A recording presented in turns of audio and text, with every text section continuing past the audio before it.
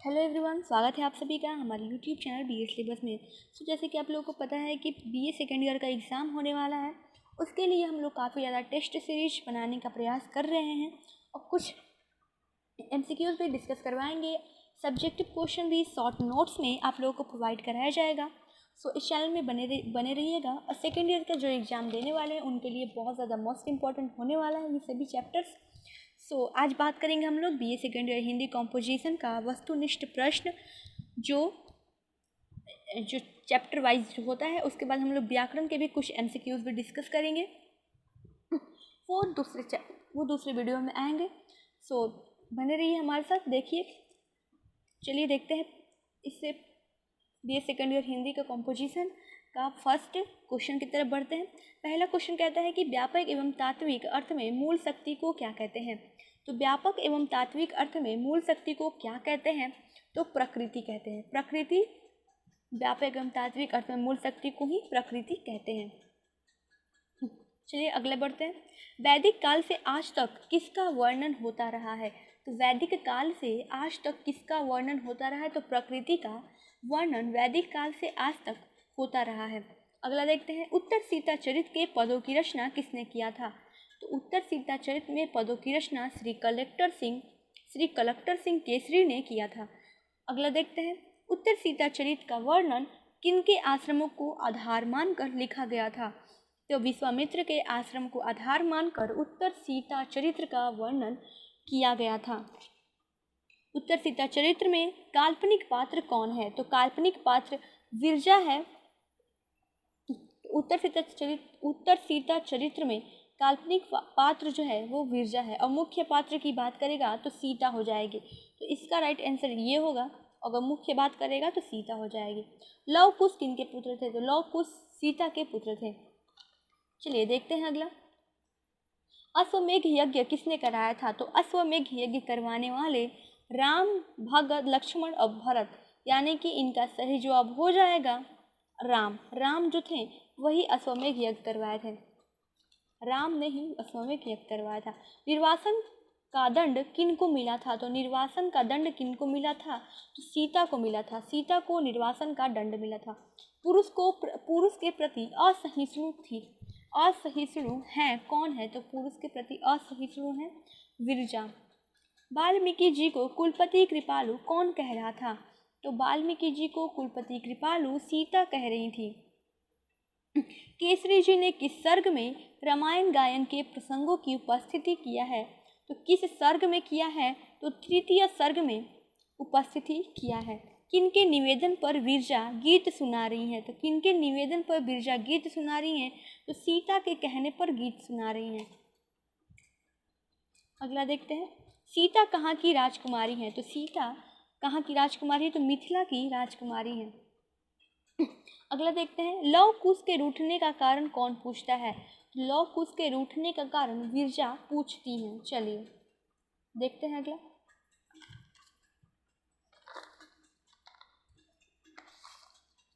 आश्रम वासियों से सीता का परिचय किस सर्ग में कराया गया था? तो आश्रम वासियों से सीता का परिचय प्रथम परिचय किस सर्ग में कराया गया? तो पांचवा, यानी कि पांचवा सर्ग में कराया गया था।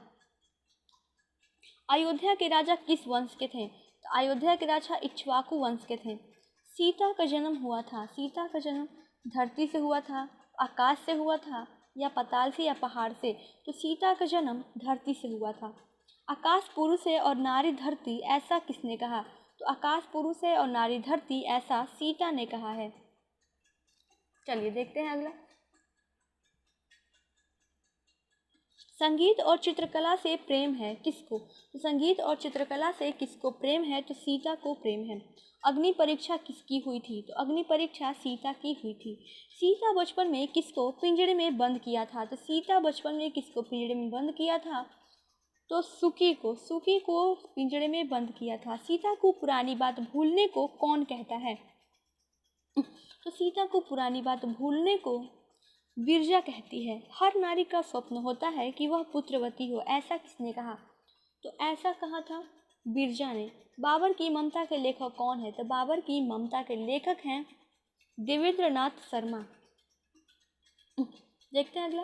भारत में मुगल वंश के संस्थापक कौन थे? तो भारत में मुगल वंश के संस्थापक बाबर थे। हुमायूं किसका बड़ा पुत्र था? तो हुमायूं किसका बड़ा पुत्र था? इसका राइट आंसर हो जाएगा बाबर का। हुमायूं के माता का नाम क्या था? तो हुमायूं के माता का नाम था माहिम बेगम। कहाँ के फतह के बाद बाबर को बहुमूल्य हीरा प्राप्त हुआ था? तो बाबर को बहुमूल्य हीरा प्राप्त हुआ था आगरा के फतह के बाद। किसकी जान बचाने के लिए बाबर अपनी जान भेंट करने के लिए कहा था? तो अपनी जान भेंट करने के लिए कहा था, किसकी जान बचाने के लिए? तो इसका राइट आंसर हो जाएगा हुमायूं की जान बचाने के लिए। देखते हैं अगला। मानवता की रक्षा करना और अपने आश्रितों पर कृपा दृष्टि बनाए रखना, ऐसा उपदेश बाबर ने किसको दिया था? तो बाबर ने ऐसा उपदेश दिया था हुमायूं को। बाबर का उत्तराधिकारी कौन था? हुमायूं था।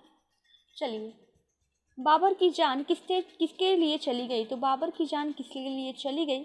किसके लिए? तो पुत्र के लिए बाबर की जान जो है चली गई।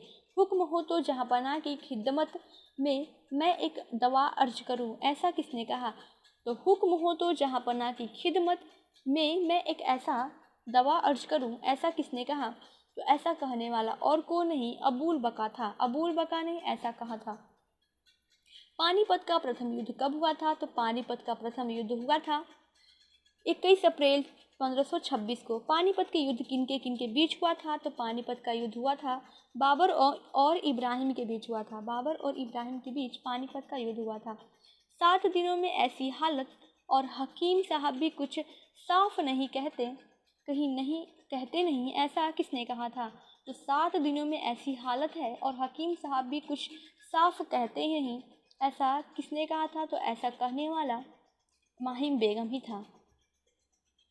किसको देखकर माहिम बेगम का धैर्य का बांध टूट जाता है? तो बाबर को देखकर माहिम बेगम का धैर्य का बांध टूट जाता है। बादशाह के लिए तो कई लड़के हैं, लेकिन मेरी तो एक ही संतान है, ऐसा किसने कहा? तो ऐसा माहिम बेगम ने कहा था। बाबर के पिता का नाम क्या है? तो बाबर के पिता का नाम उमर शेख मिर्जा है। चलिए देखते हैं अगला। मैं तो शहजादे की बीमारी को ऊपर करते हैं, देखते हैं। मैं तो शहजादे की बीमारी को अपना इम्तिहान समझ रहा हूँ, मेरा दिल तो रंज से बैझा जा रहा है, ऐसा किसने कहा था? तो ऐसा हकीम साहब ने कहा था। अबूल बका कौन था? तो अबूल बका था बाबर का सेनापति। बाबर को ईश्वर का सबसे प्रियतम वस्तु भेंट करने को सलाह कौन देता है? तो अपनी सबसे प्रियतम वस्तु भेंट करने को सलाह कौन देता है? तो अबूल बका देता है। अकबर का बहुमूल्य हीरे भेंट चढ़ाने को कौन कहता है? तो अकबर का बहुमूल्य हीरे भेंट चढ़ाने को अबूल बका कहता है। आगरे का बहुमूल्य हीरे भेंट चढ़ाने को अबूल बका कहता है। किससे? बाबर से कहता है, ईश्वर को चढ़ाने के लिए। चलिए देखते हैं अगला। बेकारी के इलाज किसकी रचना है? तो बेकारी की इलाज रचना है रामेश्वर सिंह की। इन रंजन और विपिन दोनों हैं। रंजन और विपिन दोनों कौन है भाई? पड़ोसी हैं, छात्र गुरु हैं, दोस्त हैं या सिपाही हैं? तो इनमें से राइट आंसर हो जाएगा दोस्त। रंजन और विपिन हैं दोनों दोस्त। चलिए, रंजन को गुलेज लगे बंदर की संज्ञा किसने दी? तो रंजन को गुलेज लगे बंदर की संज्ञा लीला ने दी थी। लीला अपने को संवार कर कहाँ की राजकुमारी बन जाती है? तो लीला अपने को संवार कर रतनगढ़ की राजकुमारी बन जाती है। आजकल हर जगह भाई भतीजावाद है, ऐसा किसने कहा? तो ऐसा कहने वाला रंजन है। नूपुर एवं संगीताचार्य बनवारी लाल को किसके सहायता से छंद प्रेस जाल में फंसाया गया था? तो नूपुर एवं संगीताचार्य बनवारी लाल को किसकी सहायता से छद्य प्रेम जाल में फंसाया गया था? तो ये इसका सही जवाब होगा रैक के पीछे। बेकारी के इलाज में कुल कितने पात्र सम्मिलित हैं? तो बेकारी के इलाज में 7 पात्र सम्मिलित हैं। रंजन है, रंजन कौन है भाई? तो रंजन है एक गायक। विपिन कौन है? तो विपिन है एक साहित्यकार। विपिन एक साहित्यकार है और रंजन एक गायक है। बेकारी के इलाज के मुख्य पात्र हैं। बेकारी के इलाज के मुख्य पात्र हैं लीला, विपिन, रंजन, इनमें सभी। उसका राइट आंसर हो जाएगा इनमें से सभी, यानी कि ये तीनों ही बेकारी के इलाज शीर्षक कहानी के मुख्य पात्र हैं। पृथ्वीराज की आंखें एकांकी किसके द्वारा रची गई है? तो पृथ्वीराज की आंखें एकांकी जो है रामकुमार वर्मा के द्वारा रची गई है। पृथ्वीराज के दरबारी कवि कौन थे? तो पृथ्वीराज के दरबारी कवि थे चंदबरदाई। पृथ्वीराज का सामना किससे के साथ हुआ था? पृथ्वीराज का सामना किससे हुआ था? यहाँ पर टाइपिंग मिस्टेक कर दिया है। तो पृथ्वीराज का सामना जो हुआ था वो मोहम्मद गौरी से हुआ था। समर्पण से आत्महत्या श्रेष्ठ, समर्पण से आत्महत्या श्रेष्ठ ऐसा किसने कहा? तो ऐसा कहा था पृथ्वीराज ने। पृथ्वीराज ने कहा था कि समर्पण से आत्महत्या श्रेष्ठ है। इसके कहने पर पृथ्वी ने गौरी को छोड़ दिया। किसके कहने पर पृथ्वी ने गौरी को छोड़ दिया? तो इसका राइट आंसर हो जाएगा अमीरों के कहने पर पृथ्वी ने मोहम्मद गौरी को छोड़ दिया था। चलिए, शब्दभेदी बाण चलाने में निपुण थे। तो शब्दभेदी बाण चलाने में निपुण थे। कौन निपुण थे? तो पृथ्वीराज चौहान निपुण थे। चलिए, राइट आंसर ए हो जाएगा। पृथ्वीराज तीर चलाते थे आवाज पर, परछाई, प्रकाश। तो आवाज पर राइट आंसर हो जाएगा। पृथ्वीराज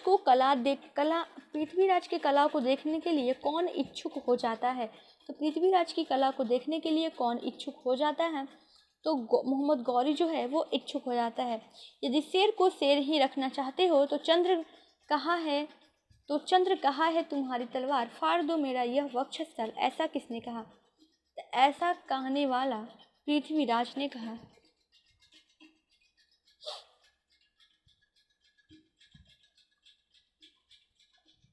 शब्दभेदी बाण द्वारा गौरी की हत्या कौन करता है? तो शब्दभेदी बाण द्वारा मोहम्मद गौरी की हत्या ये और कोई नहीं, पृथ्वीराज चौहान करता है।